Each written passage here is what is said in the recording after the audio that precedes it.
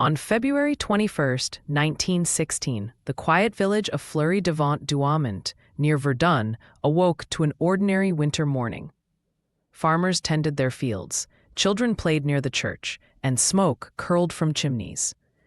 Unbeknownst to the 422 villagers, they stood directly in the path of what would become the longest single battle of World War I.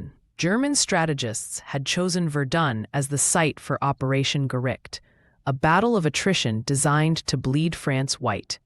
By midday, villagers began noticing strange phenomena. Windows rattled without wind, livestock grew restless, and a continuous low rumble echoed from the northeast. These were the opening salvos of Germany's unprecedented artillery barrage, 1,200 guns firing 2.5 million shells in the first 9 hours. French reconnaissance pilots reported entire forests being flattened 15 kilometers away. But communications breakdowns prevented warnings from reaching Fleury in time. Within 48 hours, French 37th Division engineers transformed Fleury into a defensive position. Trenches cut through vegetable gardens, machine gun nests occupied barns, and the schoolhouse became a field hospital. Ironically, these preparations made the village a target. German aerial observers marked it as a strong point. The Western Front's unique horror emerged, civilian spaces becoming military assets, guaranteeing their destruction. At 3:17 p.m. on February 23rd, the first 150mm howitzer shells struck Fleury's eastern edge. These early explosions revealed a terrifying pattern. German gunners were walking their fire westward at 100 meters per minute. Residents had mere moments to gather belongings before fleeing. The church bell, ringing as an alarm, was silenced when a direct hit collapsed the bell tower, killing the 72-year-old priest still pulling the ropes. By February 25th, Fleury became no man's land as French and German forces fought house to house.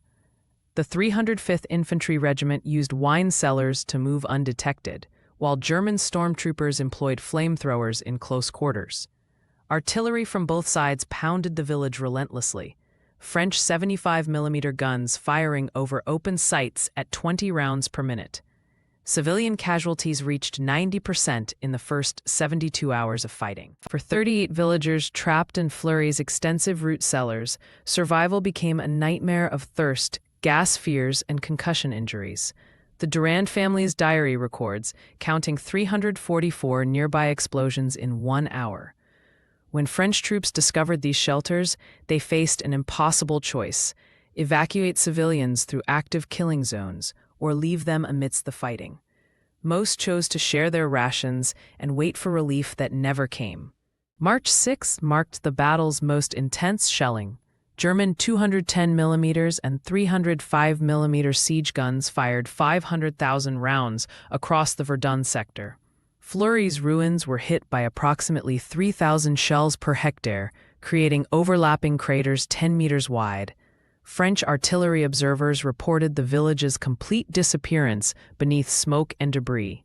The bombardment was so intense it created seismic waves detected in Switzerland. On March 20th, the French 129th Infantry Regiment made their final defense in Fleury's ruins. Sergeant Jacques Péricard famously rallied 17 survivors by shouting, "Debout les morts," rise up, dead men.